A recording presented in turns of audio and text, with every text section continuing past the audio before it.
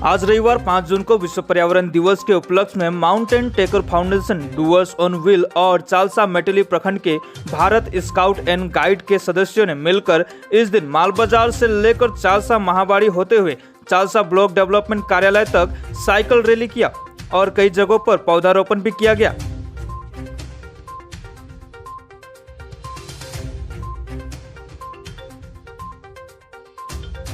আমরা আজকে 5 জুন বিশ্ব পরিবেশ দিবস উপলক্ষে আমাদের মিডিল ব্লক যুব আধিকারিকের ব্যবস্থাপনায় আমরা পশ্চিমবঙ্গ বিজ্ঞান মঞ্চ, Chalsa nature adventure society, Malbazar mountain ফাউন্ডেশনের উদ্যোগে আমরা বিশ্ব পরিবেশ দিবস পালন করছি।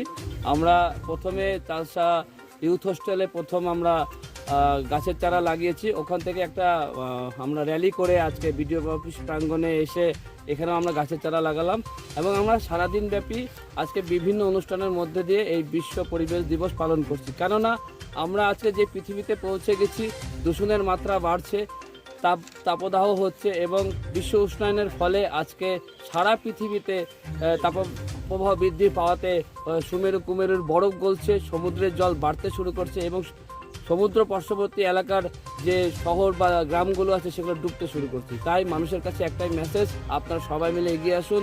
আপনার নিজ নিজ এলাকায়, বাড়িতে, উঠোনে, যেখানে যা জায়গা পান আপনারা প্রচুর পরিমাণে গাছ লাগান। এই পৃথিবীকে বাঁচান, আগামী প্রজন্মকে বাঁচান।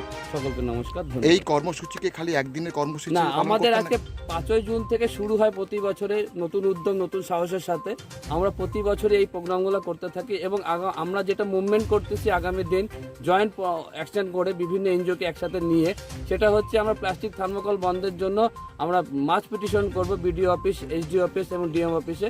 অবিলম্বে উত্তরবঙ্গে যে বিভিন্ন বন জঙ্গল আছে সেই জঙ্গলের আমরা হাতির পৃষ্ঠ থেকে এবং বিভিন্ন বন্যপ্রাণীর পৃষ্ঠ থেকে আমরা বিভিন্ন রকম প্লাস্টিক জাতীয় দ্রব্য আমরা পাচ্ছি।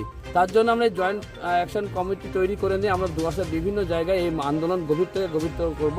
আমাদের একদিনে বিশ্ব পরিবেশ দিবস আমরা করব না, কেন আজকে করলাম কালকে ভুলে গেলাম তা বললে হবে না।